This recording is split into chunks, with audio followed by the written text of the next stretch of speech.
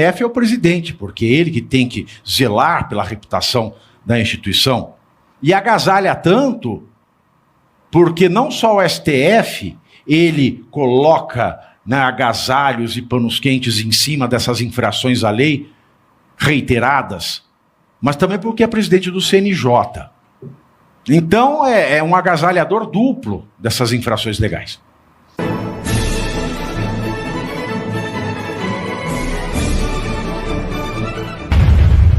Quando você infringe a lei, você é um infrator da lei. Tá claro isso?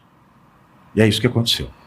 E por falar em infrator da lei, no STF, a exceção honrosa do ministro André Mendonça, voz única e solitária, nós temos aqui, né, quem agasalha mais no STF é o presidente, porque é ele que tem que zelar pela reputação da instituição. E agasalha tanto porque não só o STF, ele coloca, né, agasalhos e panos quentes em cima dessas infrações à lei reiteradas, mas também porque é presidente do CNJ. Então é um agasalhador duplo dessas infrações legais. O presidente do STF, Luiz Roberto Barroso, participou ontem do programa Roda Viva da TV estatal paulista, TV Cultura. Eu acho lindo. Estado de São Paulo, vou repetir o que eu disse ontem, Rolly. Estado de São Paulo. Um estado governado pela direita. Será? Será? Olha aí, a estatal paulista. Vê se vai alguém de direita no Roda Murcha, no Roda Solta, no Roda Viva da Vera Playmobil. Vai? Não vê. Você vê os jornalistas que ficam em volta lá? Aquilo é o Wokelândia. Nossa Senhora, tirem as crianças da sala. Tirem as crianças da sala. Quem que estava lá? A Daniela Lima estava ontem. Vê se vai alguém de direita. Não vai o Barroso. E isso é uma TV estatal de um estado da direita, hein, Holliday? Que direita eu não sei. Talvez do zero à direita. Do zero à direita. Porque isso que nós vimos é a reiteração, a repetição, a reincidência do modus operandi da imprensa estatal de São Paulo. Vale lembrar, a TV Cultura é uma TV estatal. Ah, mas é uma fundação que toca. Tudo bem. Mas essa TV só sobrevive com dinheiro do Estado de São Paulo. Manda o Estado de São Paulo parar de fazer propaganda na TV Cultura, ela fecha. E o Lula também não é dono da Globo, vale lembrar. Se o governo federal parar de fazer propaganda, ou a TV fecha ou o governo acaba. Bom, o Barroso estava ontem na TV Cultura, no Roda Viva, e falou sobre o voto do Luiz Fux no julgamento do golpe. Segundo Barroso, o voto do Fux espelhou a visão de uma parte da sociedade brasileira. É engraçado, né? Ele fala como se voto judiciário fosse uma briga de eleitor. Se é briga de eleitor, por que os ministros do STF... Então a gente pode fazer assim, ministro do STF também vai ser eleito. Vai ter votação, eleição para ministro do STF. Porque virou esta putaria política. Então vamos fazer eleição logo, deixa a população escolher, né? Deixa a população escolher. Vamos ver aí o Barrosinho. O ministro Fux, independentemente de concordância ou discordância, ele espelhou, e acho que talvez tenha sido bom, a visão de uma parte da sociedade brasileira. Uma vez eu escrevi sobre o ministro Marco Aurélio, que foi lembrado aqui, que era normalmente o voto vencido. Eu escrevi um artigo, às vezes, em uma homenagem a ele, chamado A Voz dos Vencidos. Às vezes é bom você ter a vocalização do sentimento de todos os segmentos da sociedade. Eu acho que possivelmente o ministro Fux fez isso. Ele vocalizou o sentimento de uma parte da sociedade. Não quer dizer que eu concorde. Mas eu não preciso concordar com as pessoas para respeitar o direito delas terem um papel que acham que deve ter. De modo que eu compreendo e respeito, mesmo quando não concordo. Aliás, eu faço isso com as pessoas em geral. Pois é, eu convido ele para dar entrevista aqui, ele não aceita. Mentiroso. É o filho mais novo do Gepeto. O Barroso é o filho mais novo do Gepeto. Porque comigo ele não fala. Só fala com quem é da patotinha, com quem vai ficar... Ai, Barroso! Eu não vou ficar... Ai, Barroso! Não. E outra... É uma vergonha que o presidente do Supremo Tribunal Federal ache normal que o ministro, ele, no seu voto, não traduza o direito, mas traduza sentimentos da sociedade. É uma vergonha. Eu chego a ter nojo. Porque explicitamente eles dizem, não há Estado de Direito. E há um estado de insânia generalizada. Agora, depois, o Barroso, ele admitiu que falou derrotamos o bolsonarismo, tá? Logo depois da eleição de 2022, e porque ele tinha falado, esse ano ele falou o seguinte, ele deu uma entrevista, né, Alemão? Ele deu uma entrevista e falou, não, eu nunca falei derrotamos o bolsonarismo. Ele falou isso! Ele falou que nunca falou, agora ele falou que falou, e falou que foi uma fala infeliz, não amola, né? Você tem a sequência aí, Alemão? Tem a sequência? Você não tem a sequência? Você não estou ouvindo você, mas você sai do microfone a hora que você vai me contrariar, né? Você não tem a sequência.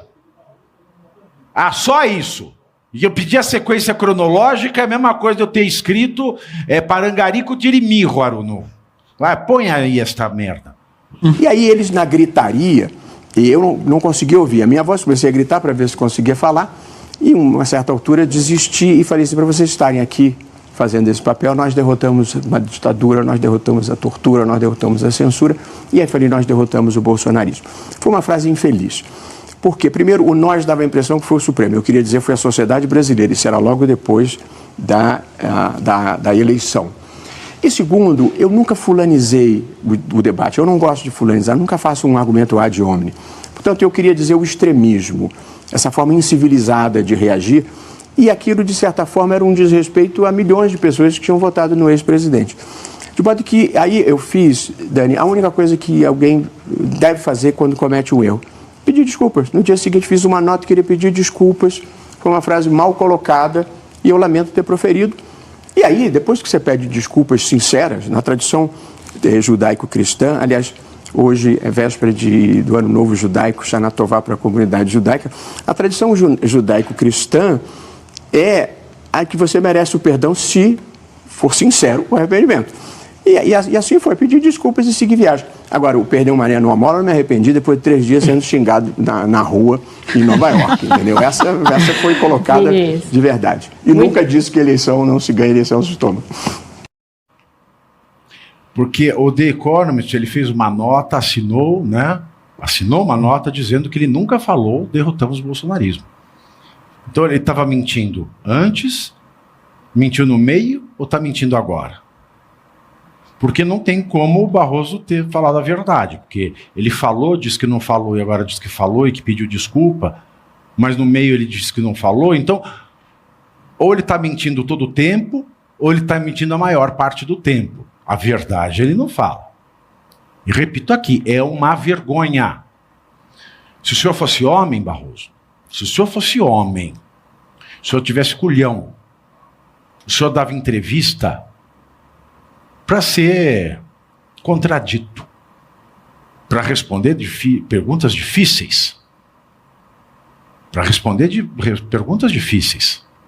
Mas o senhor não tem coragem de responder a perguntas difíceis. O senhor não é homem, o senhor só vai achar de comadre. Porque me revolta o presidente de um dos poderes que garantem qualquer democracia, que é o poder judiciário. Mentir tanto. E a mim, em especial, que dediquei décadas da minha vida ao estudo do direito, isso tem uma revolta muito mais amarga. Porque quando o presidente da Corte Suprema do país mente descaradamente, parece que tudo está consumado, parece que tudo está perdido. Você assistiu à entrevista, Holliday? Eu assisti a alguns trechos. Como é que estava a Vera? Muito feliz, muito A feliz. Daniela pintou o cabelo, não é a impressão minha. Eu acho que, como ela entrou pro UOL, ela quis mudar um visual, sabe? É porque estavam confundindo ela com a Gabriela Prioli. E aí, o que você achou da entrevista? Eu acho que essa entrevista, ela acaba Podia sendo... passar Castelo Rá-Tim-Bum no horário. Teria mais... Cocoricó. Você não teve Cocoricó? Você não teve... Você já era grande. Já era grande no Cocoricó. Podia passar o Rá-Tim-Bum velho. Vai lá, eu não vou interromper mais. Essa entrevista, ela é o retrato do problema que se transformou essa politização do STF. Porque, veja, olha a quantidade de temas que ele vai se embananando. Ele fala que derrotou o bolsonarismo, aí ele fala, não falei isso, aí agora ele precisa desmentir o desmentido e se desculpar. Ele fala, perdeu o Mané. Não, mas desse eu não me arrependo. Então, veja, são ministros... É porque é muito macho, né? Muito macho. Exato, sou muito macho, tenho 10 segurança em volta. Dependendo do momento, dependendo do vento, ele vai mudando o posicionamento dele. Isso é um claro problema da politização dessa. Você não vê um ministro da Suprema Corte americana entrando nessas contradições, se embananando dessa forma. E por quê? Porque eles só se pronunciam nos autos, que é o que deveria acontecer com ministros de uma Suprema Corte que respeitam o tal do Estado Democrático de Direito.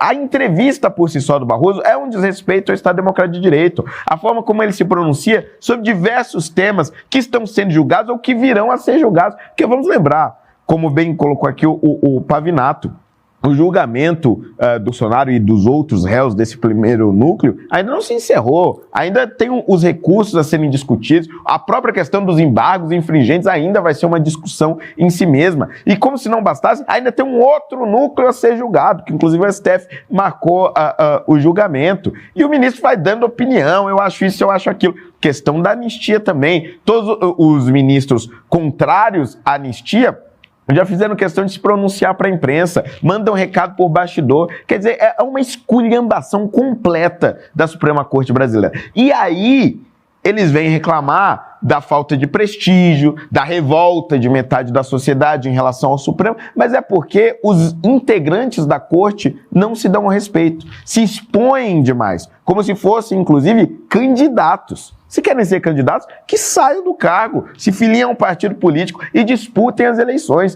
Mas, da forma como eles estão agindo, eles indignam a toga e a cadeira que ocupam. Disputa.